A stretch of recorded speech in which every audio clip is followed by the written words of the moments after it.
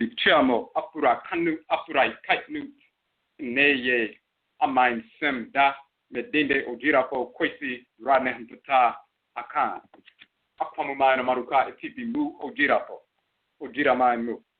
Greetings to all Afurakani Afuraitkaitnit people, meaning Africans, Black people. Today is AMANSEM Day, Affairs of the Nation Day. My name is Ojirafo Kwesi Radnehmpata Akan. Ojirafo Beer, Akwamu Nation in North America within ODWIRAMAN, the Purified Nation, Afurakani Afuraitkaitnit people in the Western Hemisphere. Yet I say we thank you once again for tuning into the broadcast. We have, we're going to opening up the chat room. If you are logging in as a user in the chat room, you can interact. You must log in as a user with a username. If you do not have a username, you can sign up for one quickly in Blog Talk. If you have a question or a comment on the phone line, simply hit the number 1, and you'll see that we can see that your hand is raised, and then we can interact in the chat room. All right, so we're just having to reboot real quick so we can pull up the chat room, and we're going to put some links in the chat room dealing with the information that we're dealing with tonight as soon as it pulls up. For individuals who are new to the broadcast, we have actually 4 broadcasts now on a weekly basis. We have Akanpo Nanasom, Ancient Authentic Akan Ancestral Religion on Joda on Monday nights. That's where we deal specifically with the Akan expression of ancestral religion. Number 1, because we're Akan. Number 2, because of the misinformation that has been propagated regarding Akan cosmology and culture, ancestral religious practices, the nature of the Supreme Being, Nyamewa, and Nyame, the Great Mother and Great Father, the nature of the Abosom, the deities, the nature of the Nananom, Samanto, the spiritually cultivated ancestresses and ancestors and their relationship to us, the nature of the Okra, the soul, the divine consciousness, the Bra, the divine living energy within us. So a number of different subjects we deal with. We also deal with the Hoodoo tradition, which is the Akan tradition in North America. So we deal with our ancestrally inherited tradition, transcarnationally spirit genetic inheritance, generation after generation, through successive rebirth, Bebra, reincarnation, and so forth. We are the same people from Ancient Kamit, the ancient Nubia, and so forth, who migrated to the Western Hemisphere to reestablish ancient Ghana a couple of thousand years ago, the ancient Kamit Nubian Empire once again, then migrated hundreds of years later towards the Forest Belt to reestablish Akana civilization, and then some of our people a few hundred years ago were forced from that region to the Western Hemisphere during the Musuo Ketia, the Great Perversity, the enslavement era, and in North Central South America, the Caribbean, and Europe, and this is how Akan people ended up in the Western Hemisphere. So we deal with our transcarnational inheritance, spirit genetic inheritance through successive rebirth, Bebra, reincarnation, and so forth, and how we carry this ancestral religion in our blood circles. And it is through this practice of ancestral religion, born of our blood circles, that we were empowered and guided to wage war against the whites and their offspring and force an end to enslavement in the Western Hemisphere, force emancipation, force the acceptance of abolition, force the acceptance of repatriation. So we deal with that on Joda Monday nights with our Kanpo Nanasom. On Tuesday nights, we have Ojira, which means purification. We deal with ancestral religion in general, not just the Akan expression, but ancestral religion in general, no matter where Afurakani, Afuraitkaitnit people find ourselves anywhere in the world. Ancestral religion impacts every aspect of our lives.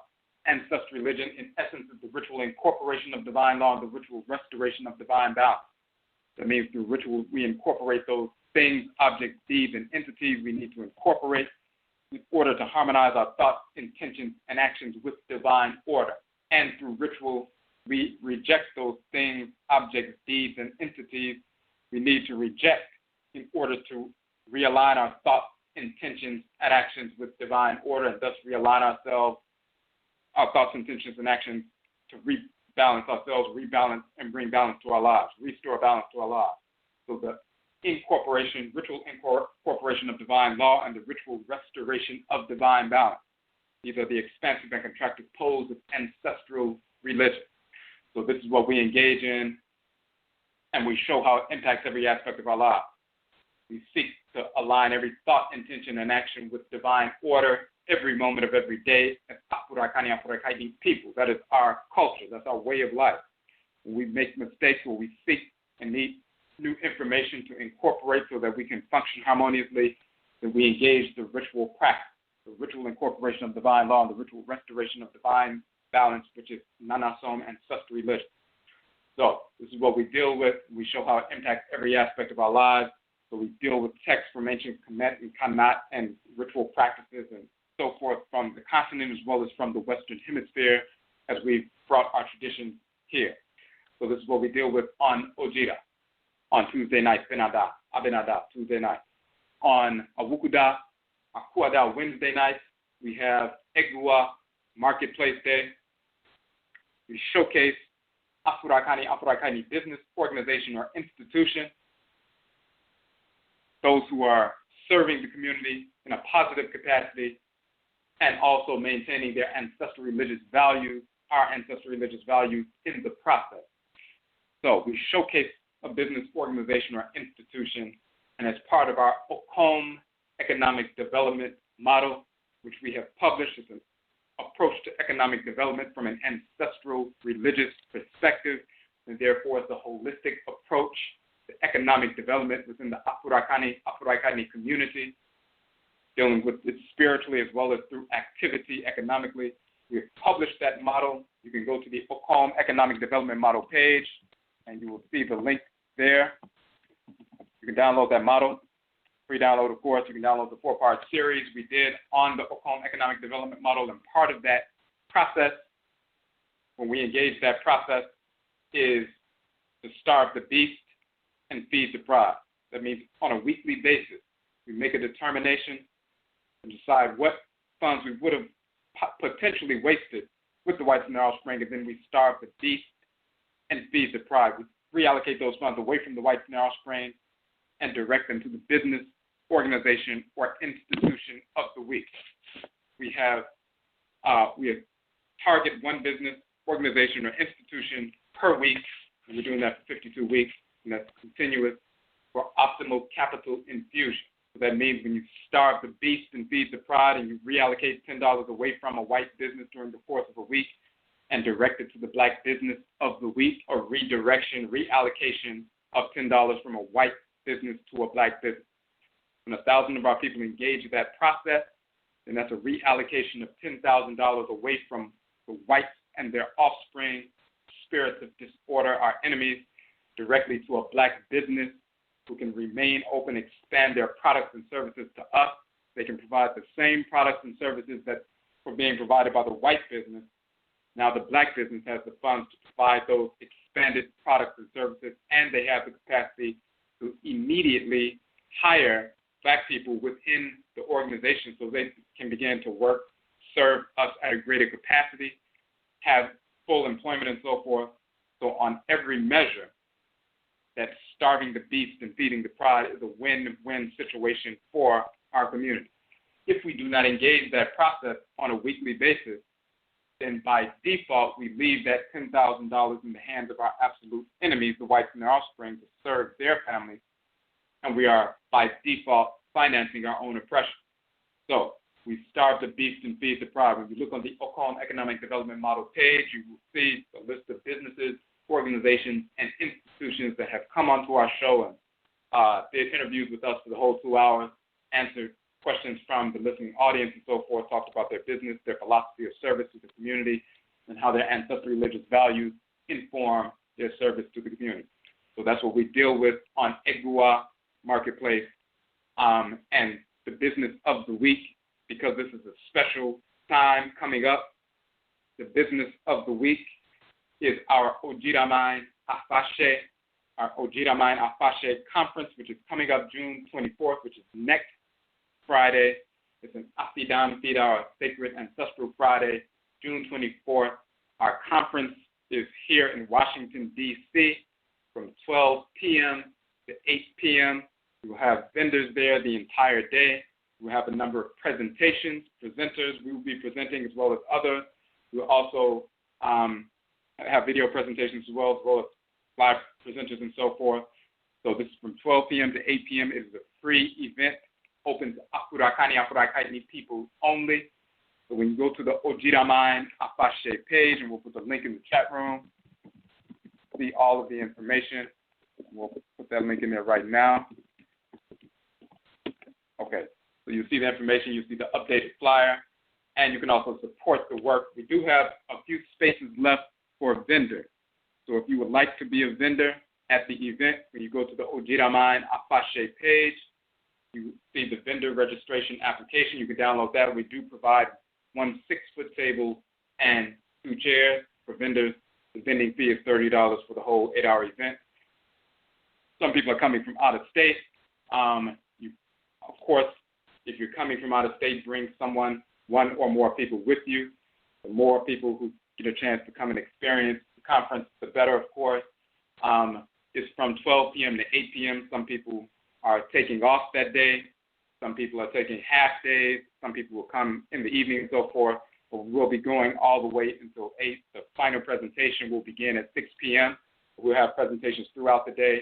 We open up the doors at 12, and the program begins at 1 o'clock. And that's when the presentations begin and so forth. The libation, the Oshue, the libation starts at 1, and then the presentations after that. We have a break in the middle. We will have Esse's Kitchen providing live raw vegan cuisine that you can purchase there, as well as a number of different vendors. So you can check out that information on the ODWIRAMAN AFAHYE page. Since this is a special time, this is our first annual conference, so this is the business of the week. So when you go to the Okom Economic Development Model page, you can, if you would like to support the work we are doing, you can make a purchase of one of our books or make a donation at the fundraiser link, and you'll see there that any donation of $15 or more, you have the option of receiving 1 or more of our books in return for your donation. So that's what's going on our Egua Marketplace Day show, as well as what's coming up this next Friday, June 24th. Now, today is Yada, also Abada. Thursday, we have AMANSEM. This is a new broadcast. This is our second broadcast of AMANSEM. So we have 4 broadcasts per week as opposed to you usually would have 3. This is a new broadcast. Oman means nation. It means that in Ancient Kamit, nation, polity, and so forth, but it also means that in the Akan language. Asem means issues or affairs. So AMANSEM means the affairs of the nation. Different things that are taking place affecting our people and our approach to properly addressing issues so that we can incorporate law and restore balance in every aspect of our lives, and we won't have specific issues throwing us off of what we're trying to achieve. We're having an Afurakani, Afuraitkaitnit, Amaniye approach to issues. Amaniye is the term dealing with nationism. We're talking about nationism, the purification of nationalism. And of course, our conference, ODWIRAMAN AFAHYE, the focus is Amaniye, Afurakani, Afuraitkaitnut, or African Black nationism, the purification of nationalism. So we have a nationist approach to solving these issues. It's different from a nationalist approach, and we're going to get into that. So the reason we're having the show, of course, to deal with these various current events. Other shows we deal with not only economic activity and ancestral culture, ancestral religion, and cosmology and how it affects us, but we want to deal with specific issues that arise every day, every week, and so forth, and a nationist approach, an Amaniye approach to resolving these issues. What we're talking about tonight, obviously, over the past few days, what has been happening within the country, people talking about the Orlando shooting. Titled the show, Orlando Dissexual Homosexual Agenda, and the structural means by which we counter and neutralize the overall threat as an Afurakani, Afuraitkaitnit people. Now, the point of all of this media coverage of the Orlando shooting, there's only one point. It is to promote dissexuality, homosexuality. That's it. So we have to be responsible and recognize reality, recognize that we're behind enemy lines. Our ancestresses and ancestors, when they were forced into the Western Hemisphere on ships of enslavement, once they disembarked from the vessels and looked around, they were chained and so forth. They were bonding with one another so they could plot, scope out the terrain, recognize what was happening, and decide the best means by which they could free themselves and wage war against the enemy. As they were walking around and surrounded by the whites and their offspring, surrounded by these aliens, surrounded by their alien culture and so forth, they recognized that they were behind enemy lines, just as we are today. That was an overarching factor in every decision they made. We didn't assume that they were just free. They were behind enemy lines. When they were living on plantations, working and so forth, eating, sleeping, interacting with one another, everything they did was in the context of operating behind enemy lines. So they had to have that focus at all times. So we must still have that focus. Some of our people think we're not behind enemy lines. We're just living in a free country, and every now and then a little racism shows up, but in reality, things have changed now. In reality, they have not. We are operating behind enemy lines. So we must have this notion of AFAHYE, which in the Akan tradition means responsibility. In our book, SASETEM, which is an educational curriculum for Afurakani, Afuraitkaitnit youth, as well as adults. It's a 7-tiered curriculum, 7 modules designed to be taught and shared in 7 40-minute sessions. It's a precursor to manhood and womanhood training, but it's also just an educational curriculum. And we developed that working with youth and so forth, as well as adults, and this is why we put this publication out. This is one of our 20 books that we have published, and one of those modules, that 6 modules, is the AFAHYE module. And there are 7 principal values of AFAHYE, or responsibility. Now, AFAHYE, and if you go to the PTAH, we'll put the name of it in the chat room real quick. We'll put the link as well real quick. When you go to the Homa page, publications page on our website, you'll see PTAH is one of our publications. So in the PTAH, we talk about responsibility. That's one of the 7 modules. AFAHYE is a term from the Tree Akan language, which is defined as responsibility. Every Afurakani, Afuraitkaitnit individual has an Nkrabeya function and an Okra, a soul, which contains the full potential of the individual. This potential must be actualized in order for the individual to properly execute his or her function in the world. It is therefore incumbent upon us to actualize our potential. We have a divine responsibility and obligation to cultivate, to develop ourselves physically and spiritually in order to realize our potential, and then exercise our cultivated power and consciousness to execute our divine function, our Nkrabeya. We are naturally drawn to cultivate our talent, our energy, our intelligence in order to function properly in the world, just as a lion is naturally drawn to cultivate itself in order to function properly in the world. Upon waking from a required amount of sleep, a lion can be observed stretching, tuning itself, cleaning itself, and eventually consuming food necessary for its proper nourishment. The lion observes, meditates, studies the movements of animals, which will become its prey, as well as observing its own offspring in order to protect the young lions and lionesses from other animals who may be of danger to them. While developing into maturity, the lion refines its hunting technique as well as its fighting technique, because the lion and lioness have the instinctive urge to cultivate their potential to feed themselves and their offspring and protect themselves and their offspring. The building and expansion of their community occurs. As the offspring begin to grow and develop, the lion and lioness can be found showing the young lions and lionesses how to clean themselves, how to hunt, how to protect. These acts of responsibility on the part of the lion and lioness are representative of the reality that they have a natural urge, to operate in a certain manner in the world. In order to do so, they are instinctively drawn to cultivate their latent abilities. This is a manifestation of intelligence.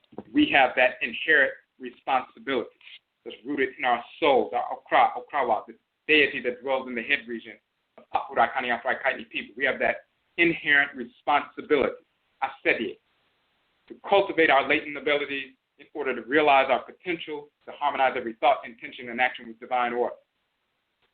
Now we go through the 7 principal values of responsibility, AFAHYE.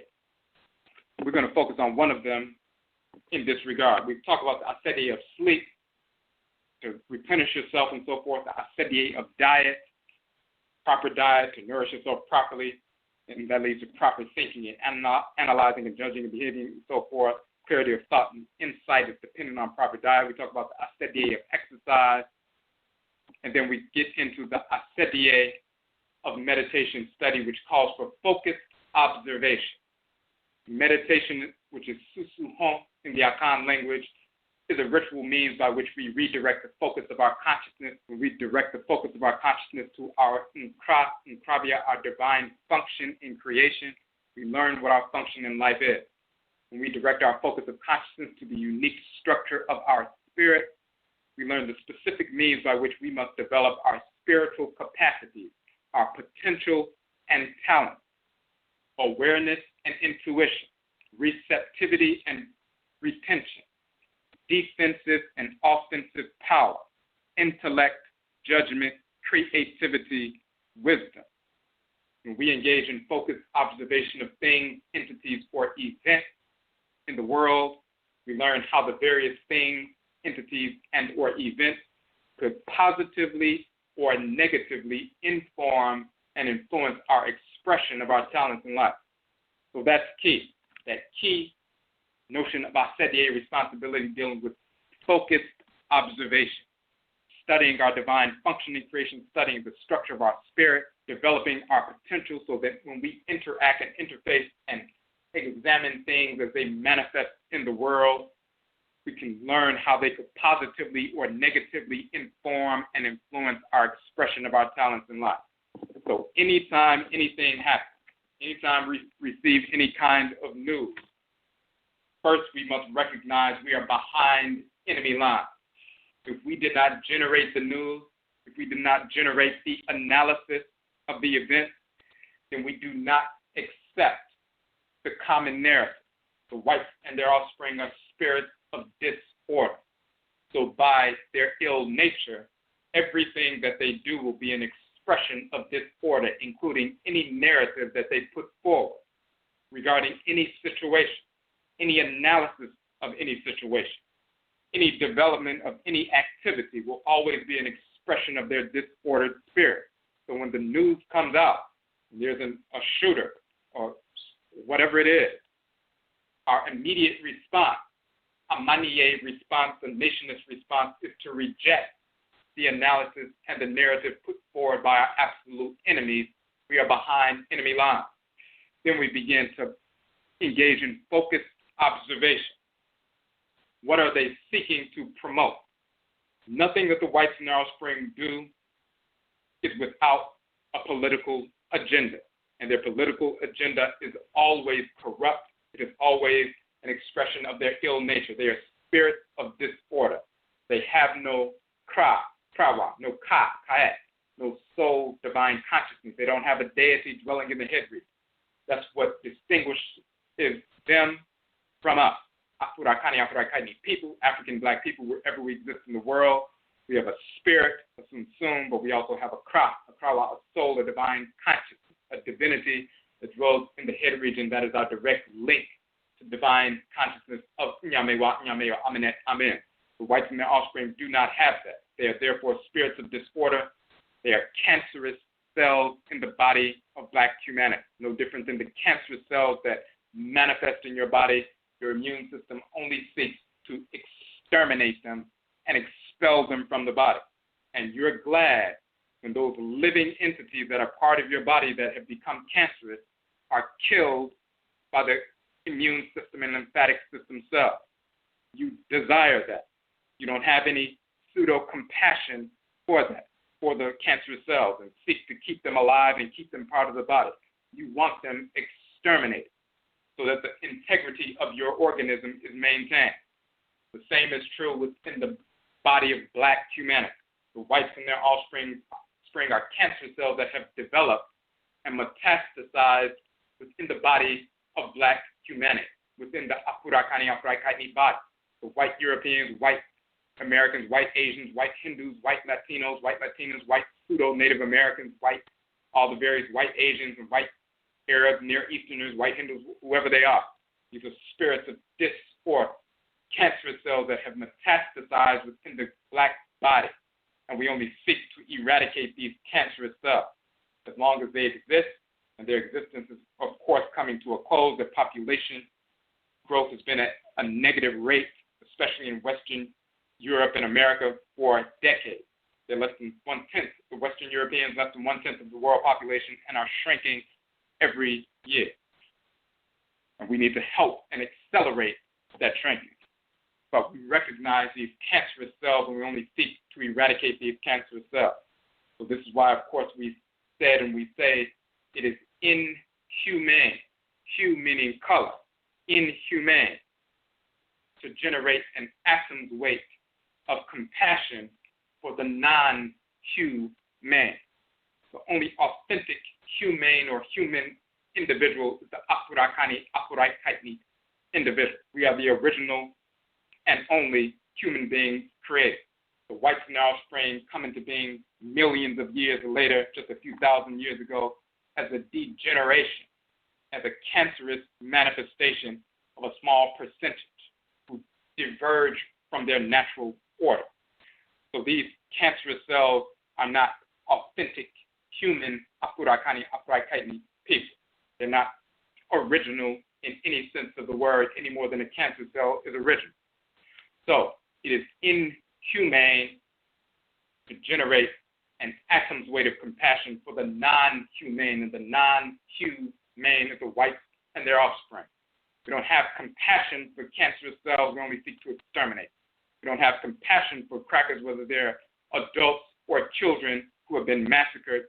Anytime one of the whites and their offspring, adults or children, are massacred, it is an occasion for rejoice for Afurakani, Afuraitkaitnit people. That will be the case until they become extinct, until we make them extinct, whether it's in the so-called Orlando shooting or the little Euro beast cracker baby who was consumed by Odenchen, Sobek, the crocodile divinity, snatching a little cracker up and swallowing the little cracker. We have no compassion for that little white beast who was a spirit of disorder returning to bring disorder to the world. We applaud Sobek, Odenchen, for taking one of these crackers. Recall the whites and their offspring in recent times used to use our black babies as alligator bait in the South, just like they would hang worms on hooks as fish bait to bait the fish to come and get clamped upon the hooks and so forth when they're fishing. They would use black babies as alligator bait to put them out there and become consumed by alligators so they can capture alligators. And now black people are foolishly trying to generate some false compassion for the little cracker beast who was consumed by Odenchen the crocodile. We have no compassion for cancerous cells, no matter what degenerate little or large package they come in. Now, every time any narrative is put forward, we must understand the political agenda. The whites and their offspring are only promoting this whole Orlando shooter movie to promote dissexuality, homosexuality, to promote the homosexual, dissexual agenda, to create, quote-unquote, compassion for the victims so that people start looking with compassion upon the dissexual, homosexual so-called community, this insane, perverted so-called community. Of course, they've been passing laws which they had already planned to pass decades in advance. their plans have been unfolding point by point on schedule. So this is not something brand new, that there was just enough support in the country now for so-called same-sex marriage to finally be recognized according to the Supreme Court. It wasn't that there was a groundswell of support all of a sudden over the past 10 years. People's minds have changed. Nobody's minds have changed. So they've been promoting this false narrative in the media that over the past few years, attitudes have changed because young people have become part of the electoral process, and as they've come of age, they have a different perspective than their parents had. Totally inaccurate.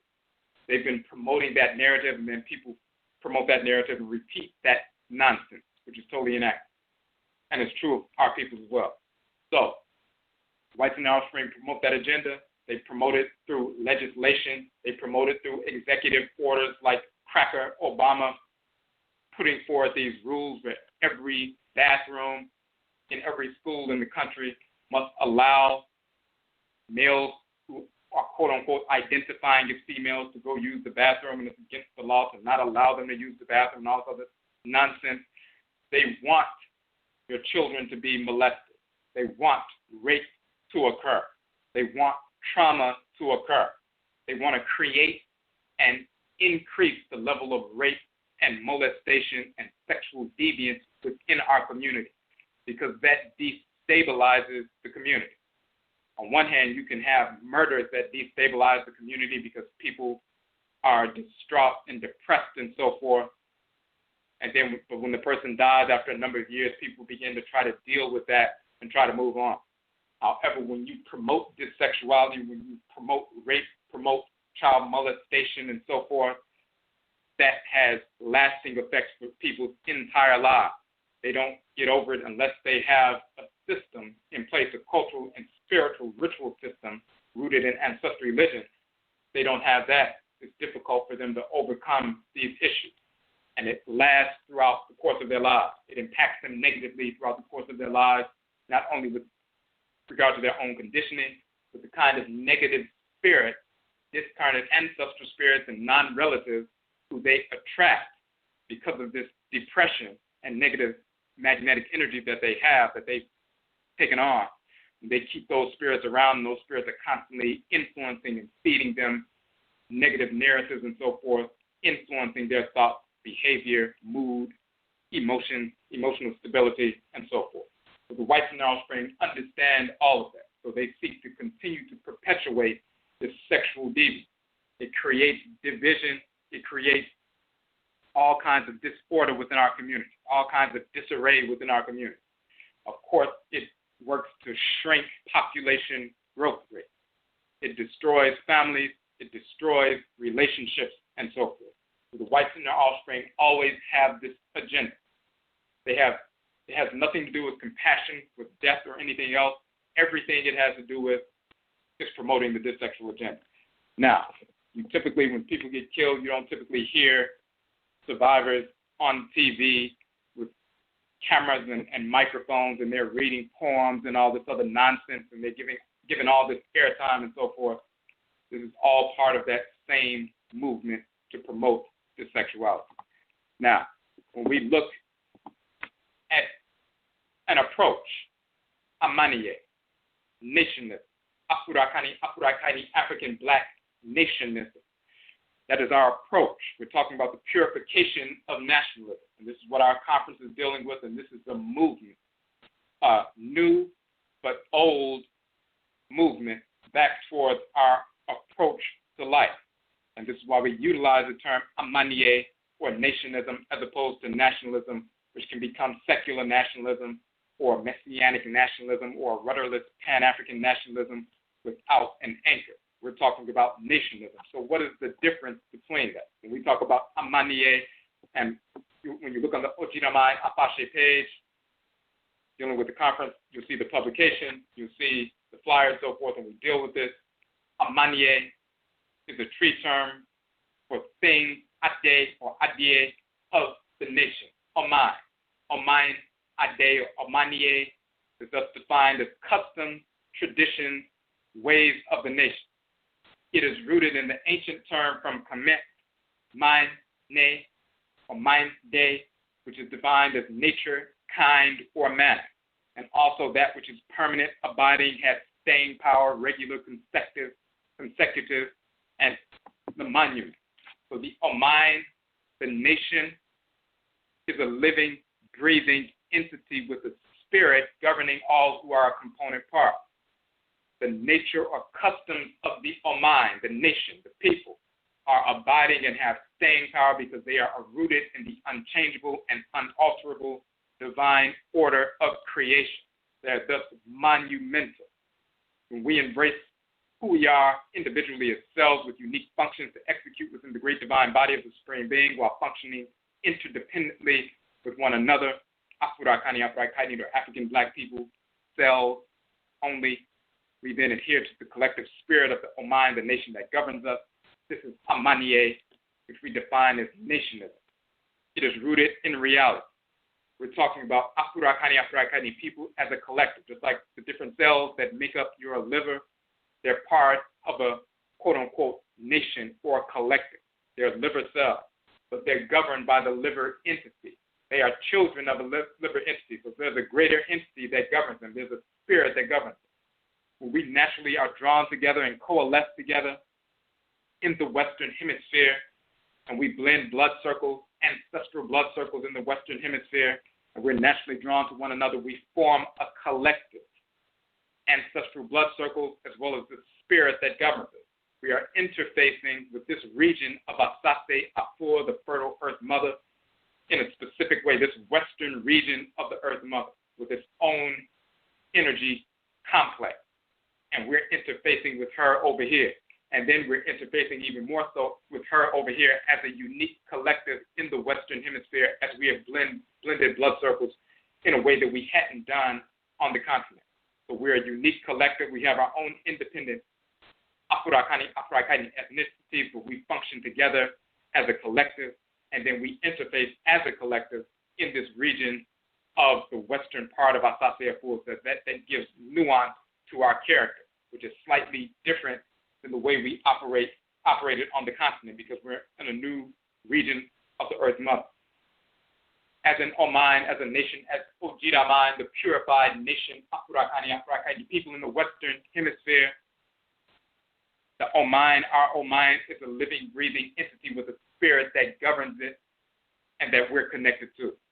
So then when we approach life, any issue in life, as an Oman, behind enemy lines, we are collective, we are connected, we're spiritually connected, we're physically connected.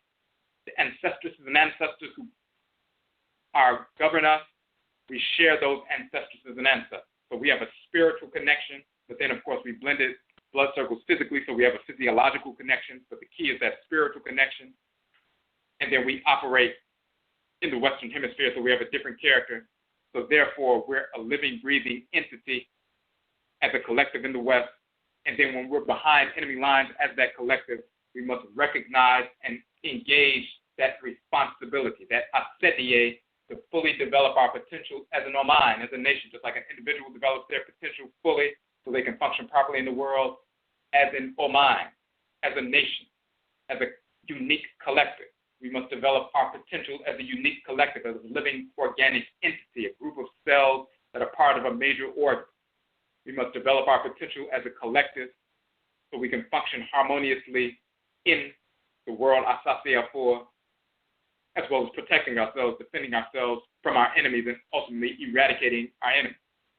In order to do that, we must engage that notion of AFAHYE, responsibility, and specifically that principal value of AFAHYE responsibility dealing with focused observation, meditation or focused observation, recognizing what's really taking place, looking beyond the surface narrative and seeing what's really happening. Then we have to address what's really happening. Do we have an approach to address these things?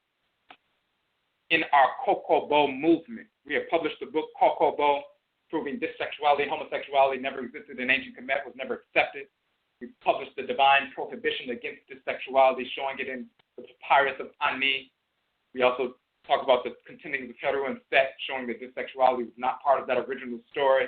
We also analyzed the Instruction 35 of the PTAH, instructions of PTAH, proving that that's a prepubescent sexual taboo, a taboo against engaging in that prepubescent sexual activity and so forth, and for adults to try to engage a prepubescent male or female in sexual activity. And then, of course, we dealt with Neon Kanum and Kanum Hatep, showing that these identical twins were identical twins. They were not dissexual, homosexuals, and so forth. So in our book, we show the divine prohibition against dissexuality in the text, and we show the cosmological foundation for that. Based upon our book, and with that book, we've done a number of presentations. We've given away free copies of the book at every presentation. The softcover version, of course, the ebook version of that book is a free download for anybody, any of our people anywhere in the world. We've had thousands of downloads so people can learn. Dissexuality, homosexuality was never accepted in our culture and never is and never will be as a sexual deviance. It is insane. It is against divine order of creation. It is against our natural divine order, the order of our spirit. So we have not only the book, but we have the KOKOBO movement, eradicating dissexuality, homosexuality from the Afurakani, Afuraitkaitnit community through ancestral religion. So we talk about not only the trauma that people have suffered, and some people try to approach it through just trauma and what they learned in psychology and so forth, intergenerational trauma. But our trauma can be intergenerational. It can also be transcarnational through successive reincarnations and so forth. So we have to address it in total. This is part of our responsibility to address it in total, in full. What is the spiritual foundation? The vast majority of our people, 90+% who engage in that death style of dissexuality, homosexuality, were victims of trauma, whether it was child molestation, rape, torture, whatever it is, drug use and so forth, abandonment, neglect, which led to being put in positions where they could be vulnerable to other criminals and so forth. Our people suffer from that. And once they suffer from that, then they feel like there's no turning back and this must be who they are. And then the wider mainstream white culture begins to impress upon them, this must be who you are, so stop, denying it. This is what you are. This is what you always have been, and you need to live that way. So our people get engaged in that death style, and they believe they have no option. Some of our people who go through that trauma, they don't move towards that death style. They become the kind of people who become social workers and psychologists and therapists and guardian ad litem, educational advocates, attorneys, and so forth to protect children so they don't suffer the same thing. But some of our people fall into that death style. They do drugs and do other things to try to take their minds off the fact that they're suffering, and then they try to pretend like they really want to be this way. But there's more to it. Then you have the negative spirits who seek to superimpose this perversity upon our people as a viable or natural lifestyle choice. These spirits of disorder, the whites and their offspring, those who are living, those who are also deceased. Such individuals negatively influence our people in life through media, educational institutions, pseudo-religious or pseudo-spiritual institutions, and after death as discarnate wayward spirits of disorder. And on our KOKOBO page, you can see on our KOKOBO page where we have the book KOKOBO, we also have the information about our KOKOBO movement. And this is an ongoing movement. We've done a number of presentations in D.C., we've done broadcasts where you can download these broadcasts where we go into this information in detail. We're talking about eradicating dissexuality, homosexuality through ancestral religion. Individuals who, the whites and their offspring, for example, who were slave masters, so-called slave masters, when they died, these were spirits of disorder. The white racist so-called slave master who polluted the blood circle of our people 200 years ago by raping one of our great-great-great-great-grandmothers during enslavement is now a discarnate, deceased spirit, still hovering around those in that blood circle. If our spiritual immunity is compromised, such a wayward, perverse spirit will constantly seek to plant thoughts, ideas, urges in the children and adults of that blood circle, influencing them towards dissexuality, homosexuality. Such thoughts, ideas, urges are triggered even more intensely if the child or later adult suffers from molestation, rape, torture, etc. in life. That means as they're walking around, ever since they're a child, 3 years old, 4 years old, 5 years old, they feel a strong push, electromagnetic energy, a push towards the same sex, and then a pull away from the opposite sex. So as they're growing and developing, they'll say, well, I was never molested, raped, or anything like that. I had a wonderful life growing up, but I was always, ever since I was a child, I always felt a pull towards the same sex and a push away from the opposite sex. And they did feel that because this discarnate slave master rapist is pushing them literally towards the same sex and pulling them away. Now, they don't know that this discarnate spirit is around. So they think these are their feelings. And they say, well, if I'm feeling this, it must be me. Why am I feeling like this? And then the white culture will say, well, that's because that's who you are. Stop denying it. You're in denial. And if you stay in denial, you're just going to hurt yourself psychologically.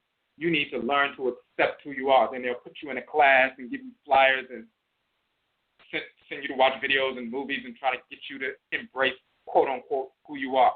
And then the person eventually will engage in some dissexual act, and then they really believe that they're who they have been taught they are. And they continue on. And this discarnate spirit continues to visit them in dreams as well as throughout the course of everyday life, constantly putting pressure on them in that way. Now, their spirit and their insamafo are directing them away from that. That's the dilemma. That's the discordance. That's the disjointedness. They know it's something wrong with it, but then they feel the pull towards it. And they think they're feeling the pull towards it because it's natural, and the only reason that they have a repulsion is because society and the church and everything else has told them that it's wrong, even though the church on the down low is a homosexual, dissexual institution. So is the mosque, so is the synagogue, so is every white pseudo-spiritual institution, pseudo-New Age spirituality and so forth as well. So they think that they're being conditioned by society not to embrace who they truly are, so they reject that quote-unquote conditioning in their own minds and start moving towards the dissexual nonsense, but they still have an internal struggle. This has been going on, and the whites and their offspring know what's going on. This turmoil is going on within the minds and spirits of our people, some who are, the vast majority of whom engage in that death style as a result of molestation, but even that small percentage, less than 10%, who were never molested, raped, and so forth, but they were pushed, and that's still a form of rape, pushed by these discarnate negative spirits towards that identity, and they believe it's there. However, through the practice of Afurakani, Afuraitkaitnit, African Ancestral Religion, we engage in ancestral communication.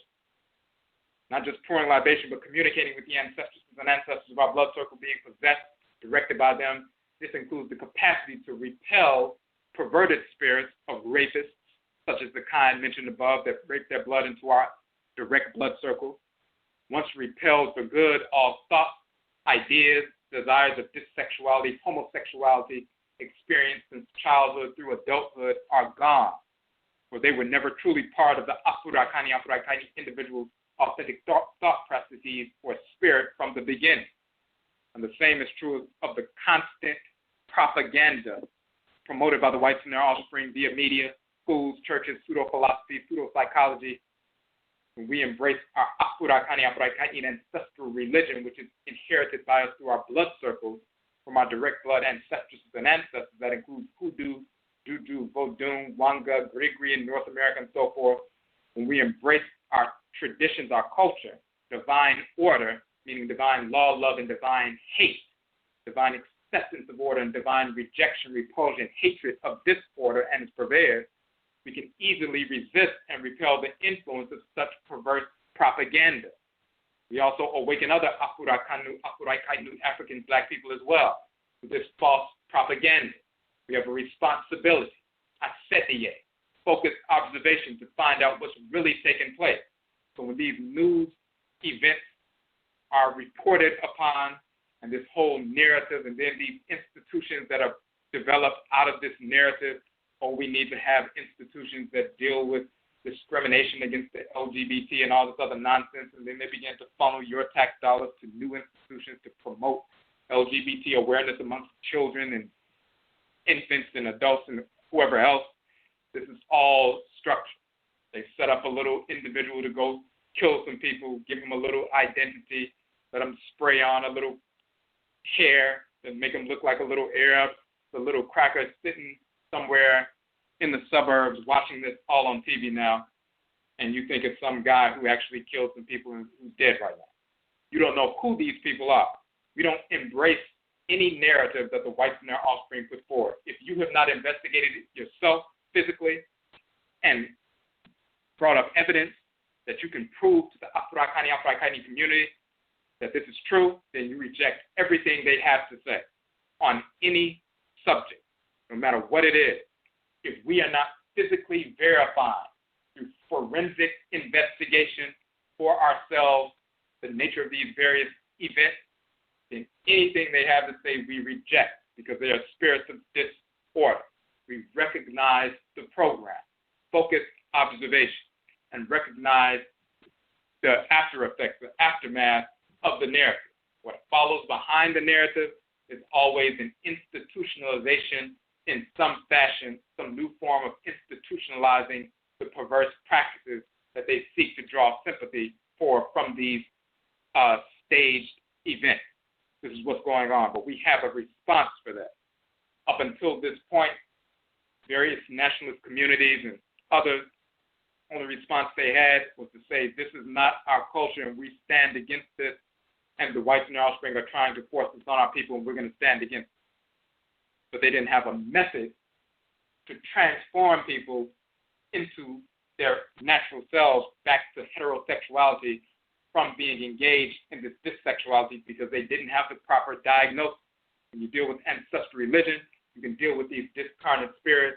You can connect with your own ancestors and repel these perverse desires and eradicate dissexuality, homosexuality overnight.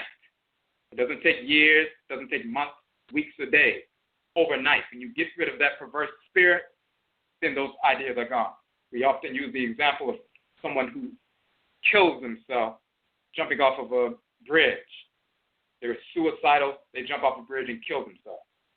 And then people later on, days later, weeks later, years later, as they walk across that bridge when they're on their way to work or on their way somewhere else, every time they cross that bridge, the spirit of that deceased individual who's still disturbed is still hanging around the bridge. No different than the spirit of somebody who died in a house in a violent way. Their spirit is still hanging around the room where they were killed and shot. And then new people move in the house and they feel this negative spirit, or people who are clairvoyant can see that spirit walking through the house. People kill themselves, jump off of a bridge, their spirit is still hanging around the bridge days, weeks, months, years later. So when people who are actually receptive walk across the bridge, they pick up on that melancholy. They pick up on that depression. They pick up on that negative feeling, that suicidal ideations that the person continues to project. So every time they cross the water, they have this overwhelming feeling of depression and the feeling like they want to kill themselves. They assume that they are suicidal. They confide in their husband or their wife or a therapist or somebody else. Every time I cross the bridge, I feel like I want to jump. And they really think that there's something that's going on in their life that they never really addressed in their past or in their childhood and so forth. Or maybe they really don't like their marriage, or maybe they really don't like their occupation or their children or something like that. Then they're given medication and everything else and going to a therapist and sitting in front of some silly psychologist for years, getting therapy. And in reality, it was the spirit sitting on the bridge. If someone removed the spirit, then those thoughts would never visit the person. The thoughts are gone instantaneously and forever because the spirit has left. Those thoughts were never yours. The same is true when you repel these perverted spirits, of whether it's a slave master or just some deceased child molester, rapist, criminal who was in your family who died, or unrelated to you who attached themselves to you in some form or fashion. When you repel that discarnate, perverse spirit, then their thoughts go with them. And then these desires towards and push and pull towards the same sex and the pushing away from the opposite is over instantaneously because they were never yours in the beginning. We have the remedy for that in our ancestral religious culture. Everything we need to overcome can be overcome through our ancestral culture.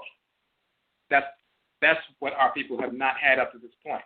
That is the number one means and the only means by which we can overcome this homosexual agenda, by having the cure for dissexuality, homosexuality. Crackers hate that term to say curing the gay or praying the gay away and all that. They hate that term because they know it's real. And if people move in that direction, then it's over for them. All of this conditioning they've been working on for 30, 40 years through media and pseudo-religious institutions and schools and programs and movies and documentaries and radio programs and everything else, publications, all of that is over when we put forth the reality that we have the cure, which we do. And all the people have to do is go to their own ancestresses and ancestors. You don't have to go get counseling. You don't need to go see a priest or a priestess. You don't need to try to contact somebody.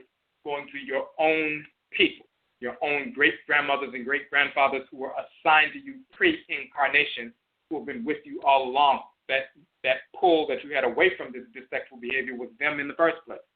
All you have to do is turn and face them and reject the perversity of these other discarnate spirits. Responsibility to exercise that focused observation, that susu home, that meditation on self and understanding through focused observation how these events relate to us as Afurakani, Afuraitkaitnit people, and eradicate this disorder. We have that cure.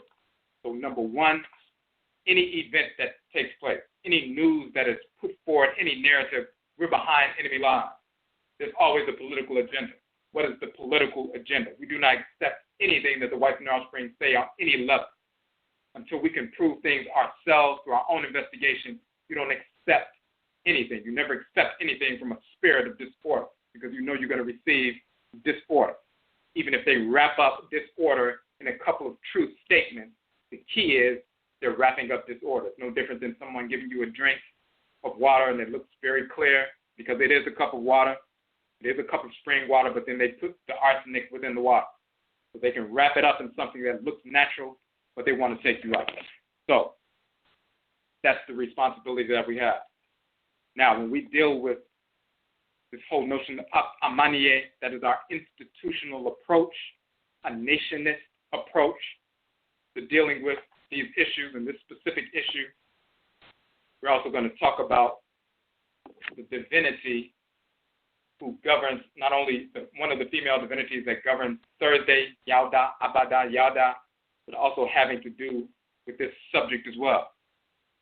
Now, in the Akan tradition, you'll see that people are named Kwesi and Akosia, and Esi, and Ajua, and Kojo, Kwaju, Abena, Kwabena, Kweku, Akua, Yao, Ya, Aba, Kwao, Kofi, or Kwafi, and Afia, Afua, Ama, Amiminiwa, Kwame, and so forth. They'll call them day names. In actuality, they are Kradim, Akradim, soul names, the soul's name. Your soul, your Okra, for male, Okra, for female, same as the Ka and the Kayat in Ancient Kamit. The Ore Inu in the Yoruba tradition, the Sebido and Vodun, it is the deity that dwells in your head region. The male divinity if you're male, the female divinity if you're female, that is assigned to you by the Supreme Being. It is your spirit's brain. It is a deity that's always pulling you in the right direction. Every thought, intention, and action throughout the course of your life. Because wired within that forceful nature is the deity, the function that you ought to execute. And we just want to say, before we move forward quickly, that if you want to listen beyond 10 o'clock, you got about a minute to call in. This is a 1 hour show as opposed to the other. So if you want to listen beyond 10 o'clock, you got about a minute to call in. 657-383-0635, 657-383-0635. At 10 o'clock, it will automatically cut off for the people who are just listening online. But if you get on the phone line, you'll be able to listen beyond 10 o'clock. All of our other shows are 2 hours, but this show is just an hour show because we're dealing with current events and specific approaches to dealing with them. So we're going to go a little bit into overtime, but you got about 45 seconds to call in if you want to get on the phone line. 657-383-0635, 657-383-0635. If you're not able to stay on, get out there for tuning in. Please go to our ODWIRAMAN AFAHYE page, the Oman page on our website. This is the business of the week. This is a special event coming up. Next PTAH Friday, June 24th, our ODWIRAMAN AFAHYE conference, free conference, open to Afurakani, Afuraitkaitnit people only, 12 p.m. to 8 p.m. Bring someone with you. Presenting with AMANSEM, Nationism, the Purification of Nationalism. So we look forward to connecting with you on that day. We will be presenting as well. Okay, so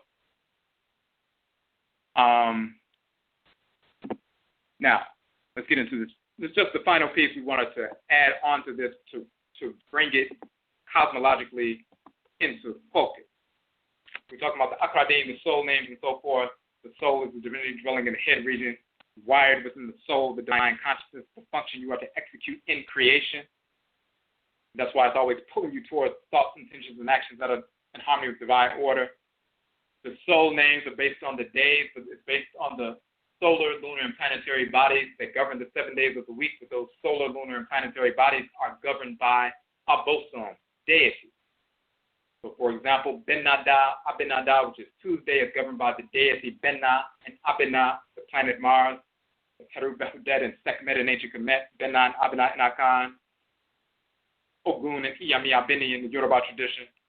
So, people are named Kwa, Benna, or Abena, named after these divinities that govern that celestial body that governs that day and gives that energy to the day. Today is Yauda, also called Yada and Abada, named after the three divinities, Yao, Ya, and Abba, also in Ancient Kamit, properly called Heru, Wachet, and Nekabet. In the Yoruba tradition, that's Shango and Oya and Oba, the first wife of Shango, Oba. In Vodun, that's Hibioso and Avejida and Ayaba, these three divinities, governing the planet Yao, which is misnomer Jupiter, the planet Ya, misnomer Uranus, and the planet Abba, which is misnomer Neptune. So, two female divinities, Wachet and Nekabet, you see them as the serpent and the vulture on the head of the sovereign in Ancient Kamit. They're the two twin sister divinities, and that's why these two twin planets, the two twin gas planets, Ya and Abba, or Uranus and Neptune, Wachet and Nekabet, is the planetary home of these divinities. They govern this day. Abba, that sacred vulture, we want to talk about her specifically in regard to this issue. Today is Yada or Abada. This is her day. And we'll talk about her energy complex and how it's related to this issue. Abazia Bosom, and it's one of our publications. Abazia Bosom, the deity of the Ochin, the planet Abba, so-called Neptune. Her day or Da is Abada, Thursday, also called Yada. She is referred to as the guardian striker, perpetually striking against disorder. Abba is the abosom of resistance and punishment. Abba is an abosom, a deity who is a protectress of royal sovereignty. Abba, along with her twin sister Ya, govern the divine magnetosphere, a governmental structure preserving stability within Abadiye, the creation, the divine body of Nyamewa, Nyame, the supreme being, and thus the magnetosphere permeating Asase for the earth, the magnetic field that's surrounding earth, the magnetosphere, the two poles, feminine polar energies that govern that, Wachet and Nekabet, Ya and Abba, wielding that electromagnetic energy so they can repel but also connect with those who we need to connect with energetically, magnetically, and so forth. But she's governing protectress of royal sovereignty, resistance, and punishment. And we talked about her in the different cultures. Abba, if you look, one of her praise names is Baba.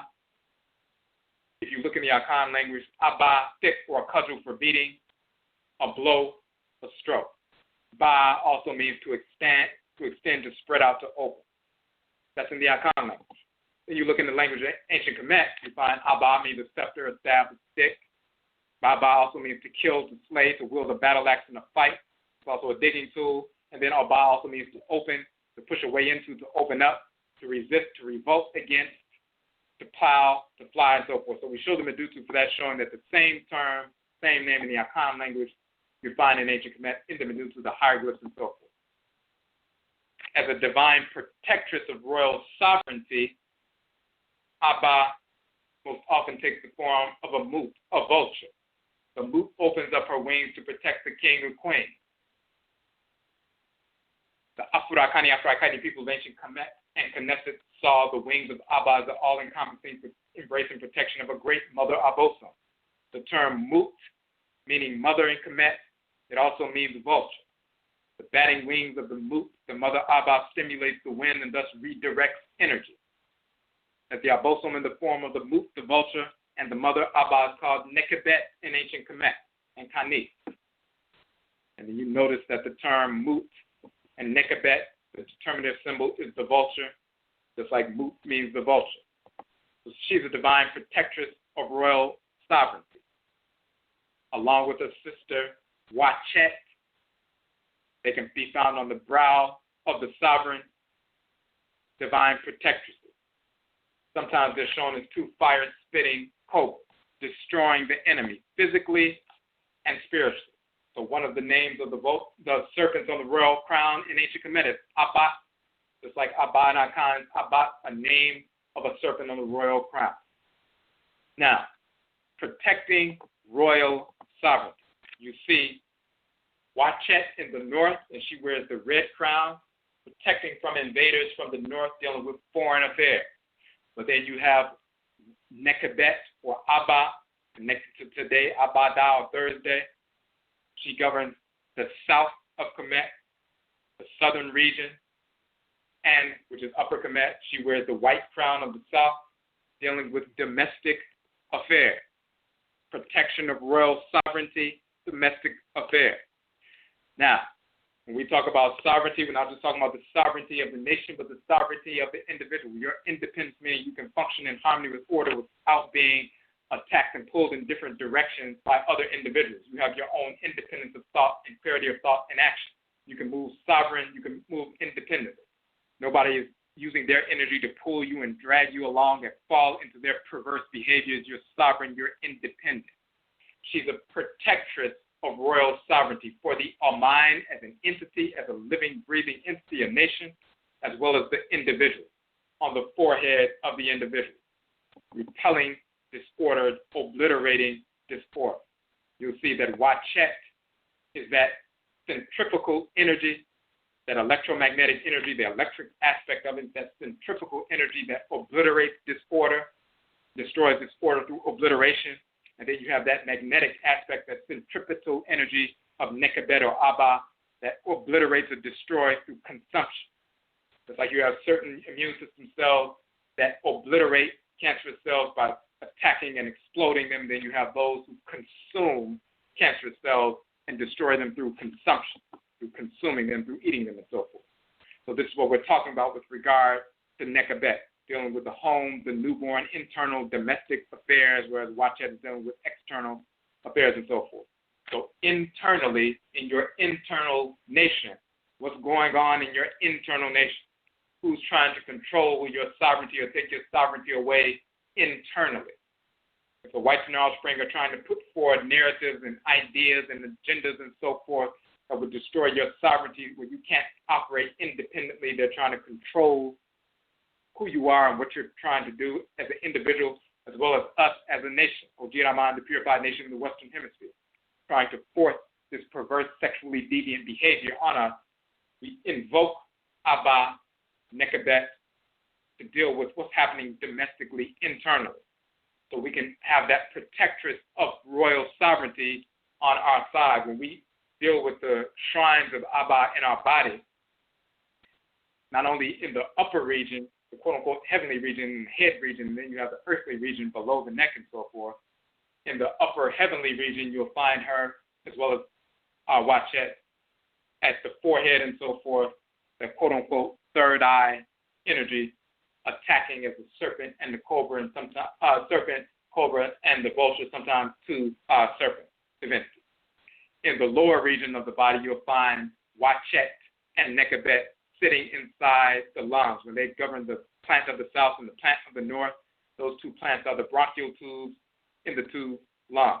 And then, of course, the heart is sitting in the center, so the heart and lung complex is Heru, Wachet, and Nekabet, Yao, Ya, and Abba, Shango, Oya, and Oba, Hibioso, Abejida, and Ayaba, sitting right inside. And when you breathe in and take in that air and life force energy and electromagnetic energy and so forth, and it's moving through the bronchial tubes, that generates that expansion and contraction, powers your magnetosphere, that electromagnetic energy surrounding you so that you can repel. You can repel individuals. You can repel discarnate spirits who are perverse. You can repel discarnate thought projections, ideas, dreams, and so forth. You can repel all that. You can reclaim your sovereignty by invoking Abba, whose shrine is within the lung complex, in the lower region, in the quote-unquote third eye, in the upper region. When you invoke Abba through those shrines, then you can repel, protect your royal sovereignty. You have clarity and independence of thought and action. So these ideas about embracing this sexuality or trying to show some full compassion for the execution of these sexual deviants, you have none of that. Disordered behavior and individuals deserve to be executed. So we have no compassion for any of that. Those are our people who are engaged in that death style. We have the means by which they can come out of that death style. That's the compassion, the means by which to come out. People who are seeking to promote that death style in our community, they deserve to be executed. Those who want to come out of that, they need to come out of that, and in their own ancestral culture, they have the means by which to come out of it. So this is the compassion that we have, and it's only for our people. The whites and offspring, they need to stay in that death style so they can destroy themselves, destroy their families, destroy their people. They need to encourage and expand that amongst their people. We're only concerned about our people. That's the only compassion we show. Now, so that's what we're dealing with. And of course, someone said in the chat room, of course, Obama is the child of his white mother. He's one of those white relatives of hers that reincarnated through her womb. Whoever she would have copulated with, no matter whatever they look like, that would have colored the way his body came out. If she would have copulated with a cracker, he would have come out looking like a cracker. If she copulated with a black male, physiologically, that body that he incarnated into makes him look like a black male or a mixed male, biracial male, so to speak. He's one of the whites and offspring operating through a brown body. He's one of these spirits of disorder.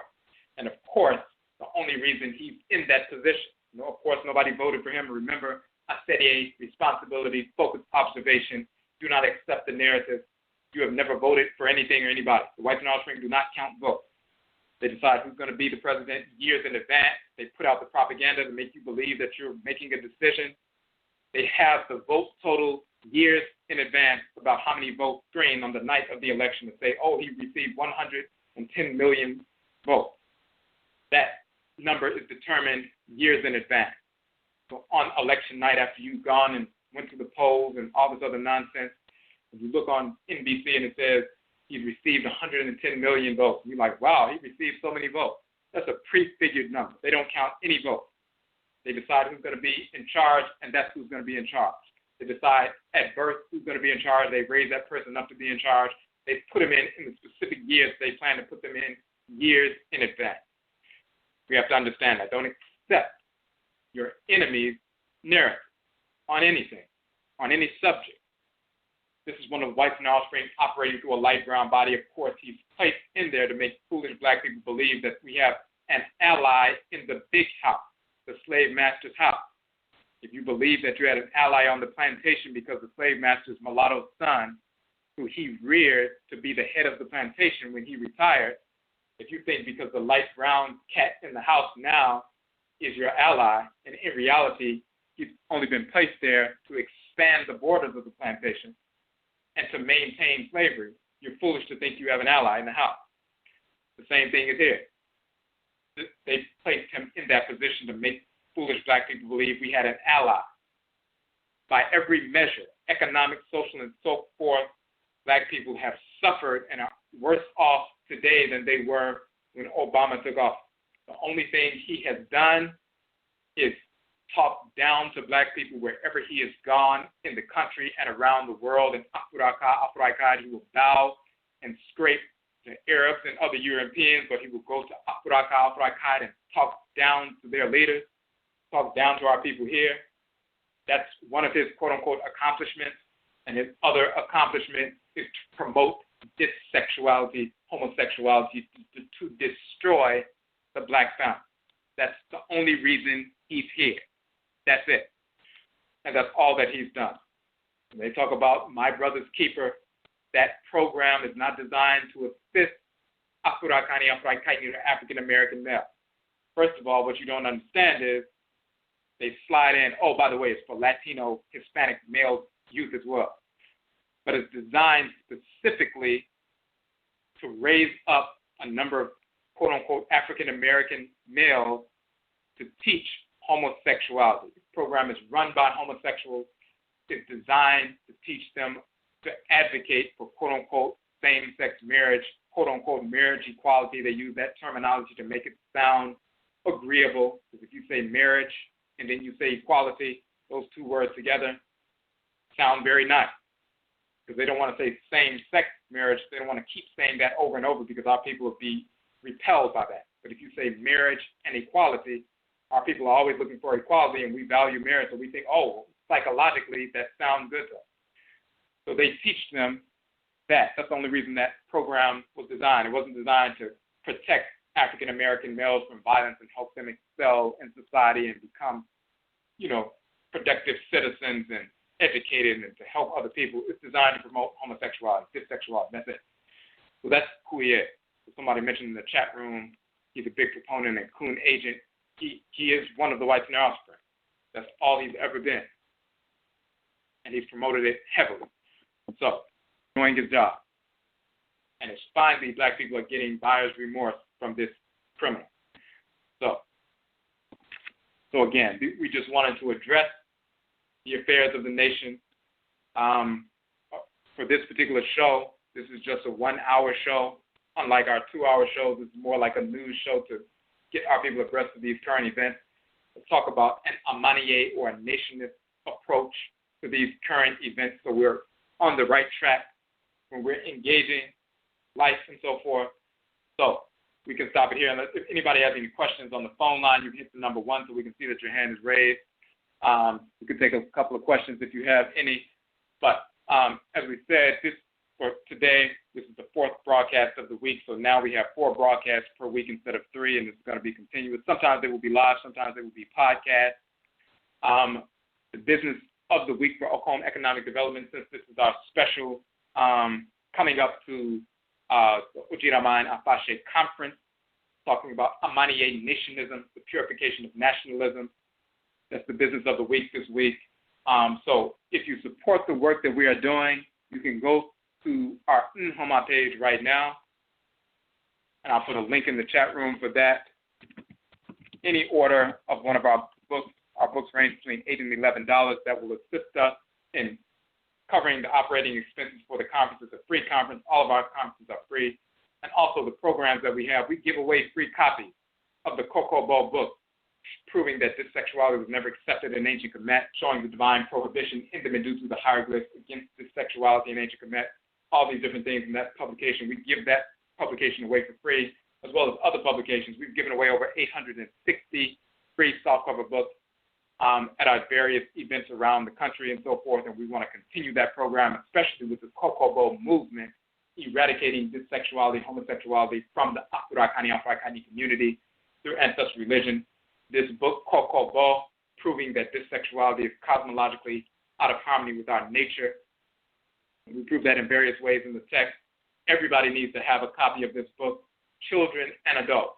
We share this with children and adults, so they're firmly grounded to deal with that protectress of royal sovereignty, firmly grounded in who they are, sovereign, independent, so they can repel these negative ideas, thoughts, beliefs, and everything that the whites and offspring are seeking to promote, project upon our people. So everybody needs that book. So any donation you can receive, 1 or more of our books. In return for your donation, we're having a special right now on our 5-book set. We have 5 books for $40. When you go to the Nhoma page, the publications page, you can go right now, check that out. 5 books for $40. The special is not just the first 5 books, but any mix of 5 titles you would like. You don't have to just receive the first 5. So, for example, if you already have the first 5 books, or you would like some of the other books, we have published 20. You can receive those in return, when you purchase 5 books for $40. We have a special button. It says Nhoma and Noon, 5 books for $40. But just in the comment section in PayPal, when you check out, write out the 5 books, indicate to us which 5 books you would like to receive for that special. It's 20% off 5 books for $40. So please support that effort, and that's going on today and tomorrow. So that's a special to help us deal with these costs for the event, operating expenses and so forth for the event. So, again, Yedase, we thank you for tuning in to AMANSEM, tuning in to the broadcast. If you have any questions or comments, hit us up on Facebook, Kwesi Akan on Facebook, Ojira Akan on Facebook. You can follow us on this broadcast on the channel. Hit the follow button. We're Ojira on Instagram, Twitter, and YouTube. So you can hit us up on those various social media networks. If you have any questions or comments, just hit us up there or our regular website. If you are attending the ODWIRAMAN AFAHYE conference, please bring someone, one or more people with you. You can attend for part of the day or the entire day. The vendors will be there all day long. We will have raw vegan cuisine provided by Esse's Kitchen out of Philadelphia. Great raw vegan food, as well as other vendors as well all day long. And then the presenters will be throughout the day. The presentations will be throughout the day. So you can come for a part of the day or the whole day. It's a free event. Check out the trailer, the movie trailer that we did for the event on our webpage and on Facebook and so forth. And again, if you have any questions, just hit us up. Yedase, we thank you for tuning in to the broadcast. And Yebeshia Bio, we will meet